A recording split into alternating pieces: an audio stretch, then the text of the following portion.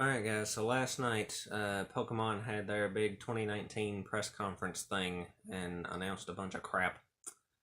And it was pretty much a shit show, but I guess we should talk about it anyway. So, there was four, main announcements during this. They spoke a little bit about, some other minor things, like some shirts and, opening a new Pokemon Center in Japan and crap like that. But there was four worthwhile things, I guess, to talk about. The first of which was probably the best one out of the four, which is that they're doing a follow up to Detective Pikachu, the game, not the movie, and it's going to be coming to Nintendo Switch. Now, they didn't really give many details on this, so I don't know if it's going to be a full sequel or enhanced ports with, more ending content added on, or what exactly this is going to be. But we're getting Detective Pikachu stuff on the Switch, which is good and fine and everything. Full disclosure, I haven't played the first Detective Pikachu on 3DS yet, so this didn't personally hit me as being, particularly exciting. But, that's fine. The second thing was another fucking mobile game, because we can't go 5 minutes without another fucking mobile game coming out. So they're doing more of that. It's called Pokemon Masters. In case you couldn't tell, I'm not really a fan of mobile games. I don't give a fuck about this. I don't give a fuck about the rest of them. I hate mobile games, and I hate them more and more with every one that gets announced. So I don't really give a shit about it, and I don't have much more to say other than that. Now the third thing. The third thing is something else. I don't even know where to begin on this one. So they announced a new, I guess it's an app or a game or something called Pokemon Sleep. And this sounds fucking made up, but it's not. So what this is it's really, we don't know what it is. It's some kind of, I'm assuming, game, maybe? It works with a device. They showed a new device that's basically a new version of the Pokemon Go Plus little wrist thingy. And it's a little bit larger. It looks like a Pokeball, like a little disc like that. It has all the functions that the Pokemon Go Plus has, so you can use it with Pokemon Go. But then at night, you're supposed to lay this thing on your pillow, and it tracks you in your sleep. And based on that, it somehow unlocks some sort of game content or something. It's really weird. It sounds like some made up bullshit, but they're actually doing this. The name of this new device, by the way, is the Pokemon Go Plus Plus. They actually thought that would be a good name for this. So anyway, other than the memes, I see absolutely no use to this thing at all. I don't know why anyone would give a fuck about this, but I'm sure a lot of people will. I'm sure a lot of people will throw their money at this because people are retarded, but, what are you gonna do? Personally, I find it kind of creepy. Like, I would not want a device monitoring me in my sleep. That sounds really dystopian. And I know people are like, oh, there's other devices that do this, and, what's Pokemon going to do with your sleep data? I don't know what they're going to do with my sleep data, and that should be the part that disturbs you. But just the fact that other people have, made similar things doesn't make it any less weird. There'll be people, defending this. Out of principle, I think it's creepy, and I wouldn't want any sort of monitoring device in my sleep. I'm not comfortable with that.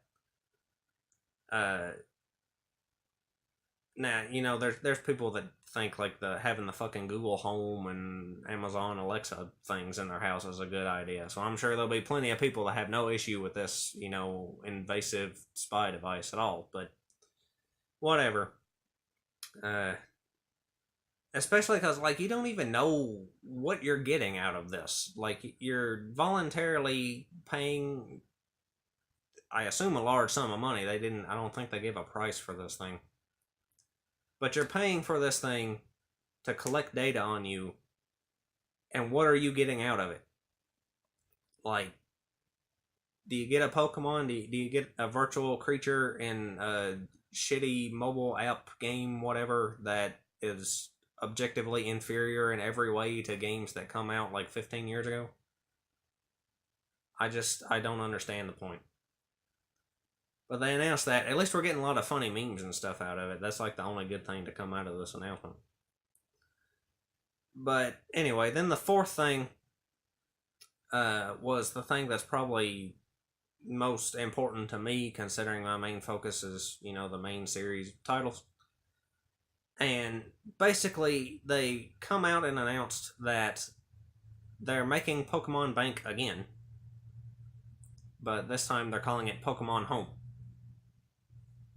In so many words, that's basically what they're doing. They announced Pokemon Home.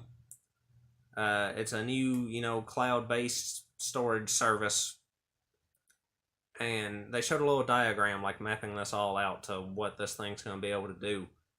It's going to allow you to send your Pokemon one way from Pokemon Bank, Pokemon Go, and the Let's Go Pikachu and Eevee games into Pokemon Home. And then it's going to go two ways between Pokemon Home and Sword and Shield when they come out later this year. So it's basically going to handle, like the transporting services that Pokemon Bank handled for Gens 6 and 7. Now, with this, it left me with more questions than anything. They said that this is going to be like spreading across platforms, and they specifically mentioned that it is going to be on smartphones because we can't get away from those for 5 fucking seconds. But it is going to be on smartphones. It's going to have a built-in trading feature, so you're going to be able to trade with other people both locally and online directly from home without having to send your Pokemon to one of your games first. But, like, I don't understand if this thing is going to be exclusively on phones, and it's going, like, I don't know how that would link to Bank. Is it going to be on 3DS too and on Switch? So you can just directly, deposit or withdraw your Pokemon from Sword and Shield? Or is it going to be a thing where it's only on your phone and you have to link it to your Switch in the same way you would link Go to the Let's Go games? So, like, they didn't really give a lot of details on this thing yet, so I don't know, like, all the exact info on how specifically this is going to work. So it's a little bit confusing. One of my main issues with this is there's really no reason for it to exist when they could have simply just, did a massive update to Pokemon Bank and made it compatible with Switch and, if they have to, phones and all this other crap. Like, that was the whole purpose of Pokemon Bank. You're paying the, subscription for it, and it's supposed to be future proof. You're supposed to be able to have it as like your basic hub for transferring all your Pokemon. If they're already replacing it with another app, then that sort of defeats the whole purpose of having Pokemon Bank in the first place. Plus, since this is Home's going to be another cloud-based thing, so I can't imagine that it's going to be free. I don't know if it's going to be a separate subscription fee from Bank, if it's going to be tied in with your Bank subscription, or if it's going to be on Switch, so maybe it's going to be tied in with the Nintendo Switch Online subscription. Like, if you paying the, $20 a year for that, then you get the Pokemon Home service for free as part of it. I honestly don't know how any of this is going to work. the main issue. See, like I had an issue with Pokemon Bank. I'm not a fan of Bank because I didn't like the idea of the transfer features being locked in a separate app that requires not only a paid subscription but also online servers that they could cut off literally at any time. Especially when we previously had the transfer services already built into the games themselves directly in Gens 4 and 5. Now, apparently that makes me weird for, wanting my stuff actually in the game, but, today's standards are trash anyway, so what are you going to do? But now, with them adding Pokemon Home on top of this, it seems like they're just adding another layer of that, like a separate set of servers and potentially a separate fee too, maybe. And like I didn't like dealing with it with just Bank. Now I have to deal with it with Bank and Home.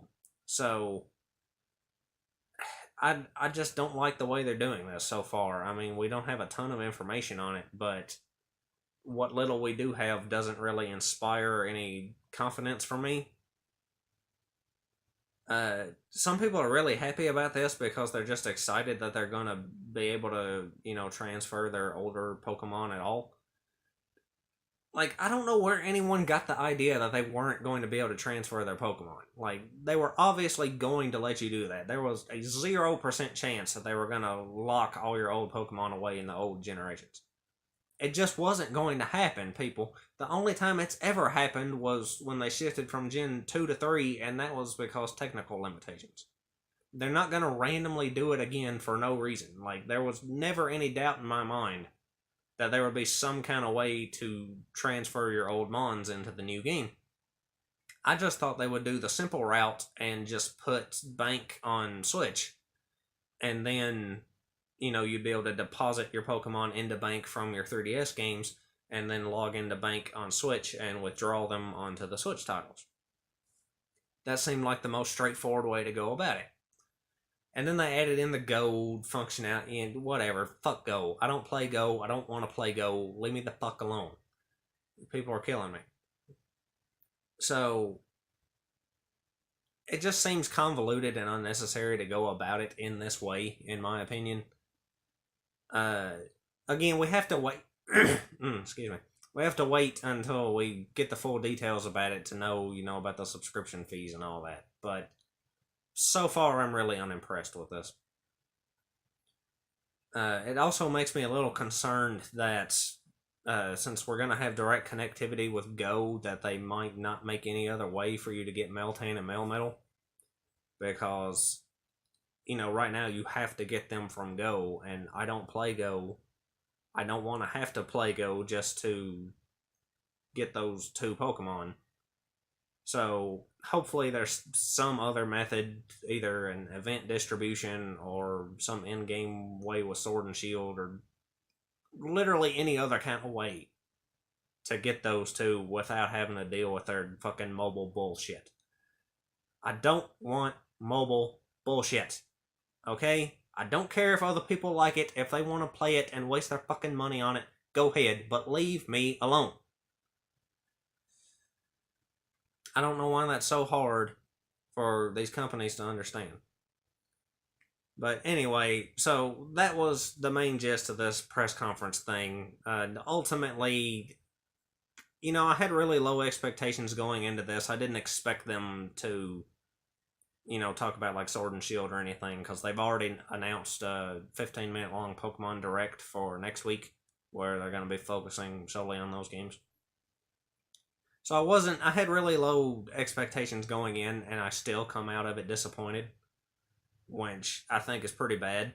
I was hoping we'd get like at least one new exciting spinoff. I know the Detective Pikachu sequel, but I meant something wholly new. I